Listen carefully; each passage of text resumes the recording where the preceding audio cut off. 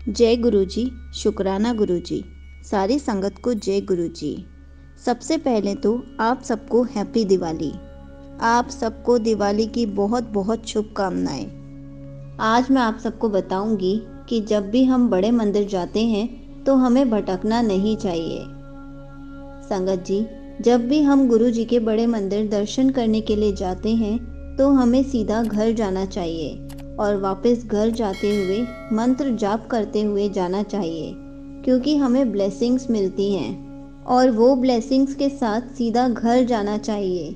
लेकिन ज़्यादातर संगत क्या करती है, गुरु जी के बड़े मंदिर के लिए निकलती हैं पर घूमती हुई बड़े मंदिर पहुंचती हैं और फिर घर जाती हैं, या फिर कुछ संगत के साथ बड़े मंदिर जाते हैं और फिर उनके साथ शॉपिंग करने या फिर खाना खाने चले जाते हैं। बल्कि ये सही तरीका नहीं है। सबसे सही तरीका है कि आप बड़े मंदिर जाओ और सीधा वापस घर आओ। अकेले गए हो तो मंत्र जाप करते हुए आओ। अगर किसी संगत के साथ गए हो तो गुरु जी के बारे में बातें करते हुए आओ, ताकि गुरु जी की बड़ाई भी हो जाए और आप घर ढेर सारी ब्लेसिंग्स लेकर आ जाओ।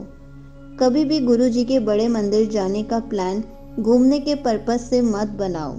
जब भी जाओ फ्रेश माइंड से जाओ, ताकि अच्छे से दर्शन करके आ सको।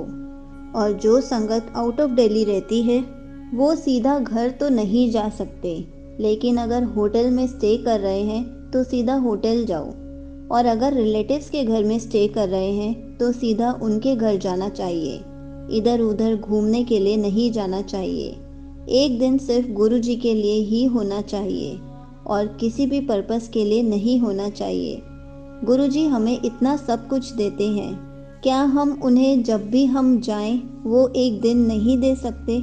बिल्कुल दे सकते हैं। सबको किसी ना किसी का टाइम चाहिए होता है, तो हम गुरुजी को भी तो एक दिन का टाइम दे ही सकते हैं। वो भी तो हमें टाइम देते हैं। संगत जी, सबसे इम्पोर्टेंट है गुरुजी के बड़े मंदिर ब्लेसिंग्स लेने जाना और सीधा घर आना। कहीं भी इधर उधर घूमना नहीं है। अगर आपको गुरुजी से रिलेटेड कुछ भी पूछना है तो आप कमेंट्स में पूछ सकते हैं। मैं उसका आंसर कमेंट में रिप्लाई करके या फिर वीडियो बनाकर ज़रूर दूंगी। जय गुरुजी, शुक्राना गुरुजी।